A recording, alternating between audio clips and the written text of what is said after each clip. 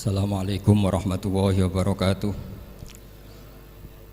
Bismillahirrahmanirrahim. Tabarakalladzi nazzala al-furqana ala 'abdihi liyakuna lil 'alamina nadhira.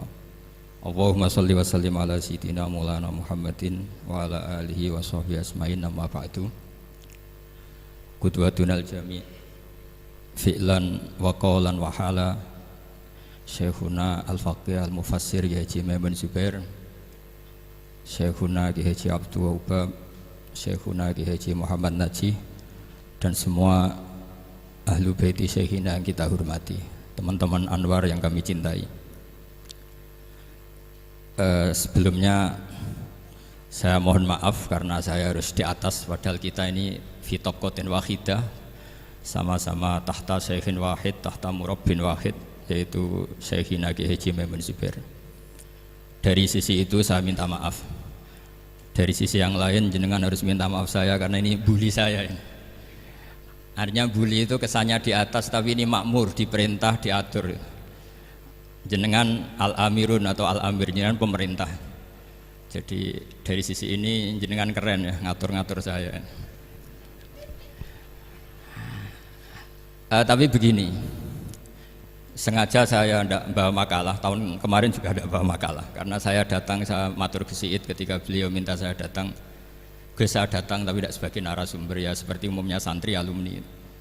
Jadi ya saya datang saja karena ada tugas memberi orasi ilmiah. Kita mulai begini.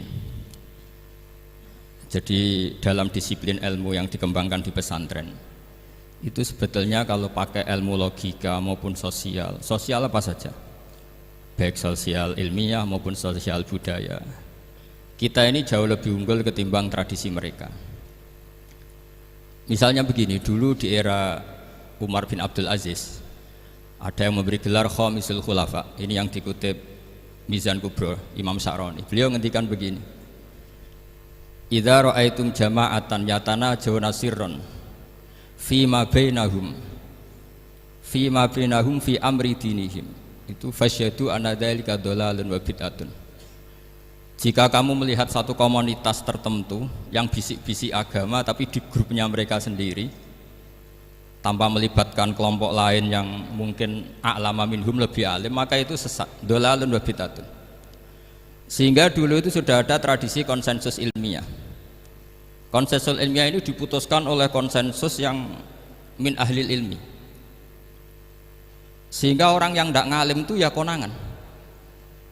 Kalau sekarang nggak pati konangan, tahu-tahu ada orang nggak jelas juntrungannya punya majelis tafsir yang bisa saja cindil tikus itu halal, hanya karena berdasar dalil, misalnya kula ajitu fima uhiya ilayya muharraman ala ta'imi yat'amuhu illa yakuna maitatan aw damam masfuhan aw lahma khinzir, sehingga dianggap yang halal itu banyak, yang haram hanya 3.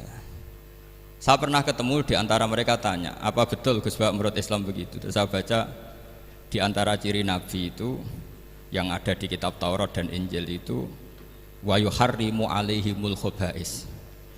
Jadi kadang mawadiul halal wal haram itu tidak disebut di halal haram, tapi disebut di sifatun Nabi. Sifatnya Nabi adalah wa yadau anhum israhum wal aghlal allati kanat alaihim. Di antara sekian sifat itu wa yuharrimu alaihimul khaba'is, dan Nabi mengharamkan sesuatu yang menjijikkan.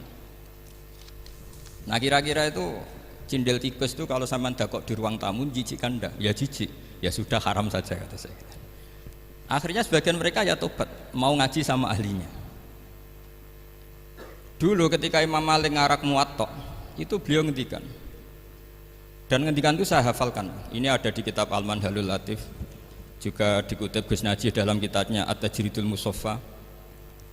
Aradtu kitabi hadza ala sab'ina faqihan min fuqaha il-Madinah fakulluhum wa ta'ani fasammaituhu al-Muwatta.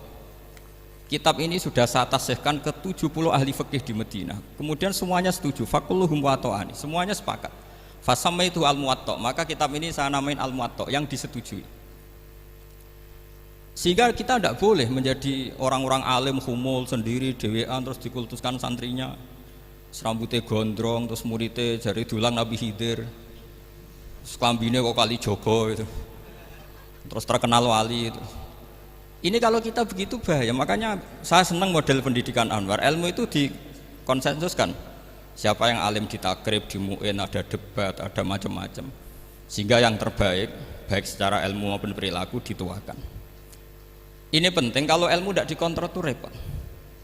Saya berikan contoh betapa kita lebih kritis ketimbang tradisi di kampus.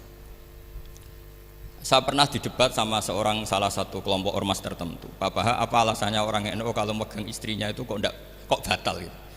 Wong istrinya digauli saja boleh, masa megang itu batal gitu. Terus saya jawab, kamu tahu definisi mahram? Nggak tahu ya.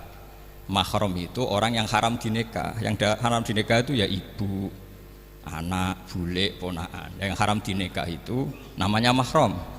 Justru istri itu namanya ajnabiyah, orang lain. Makanya boleh nikah. Jadi statusnya istri itu orang lain ajnabiyah, sehingga boleh dinikahi. Kalau mahram malah nggak boleh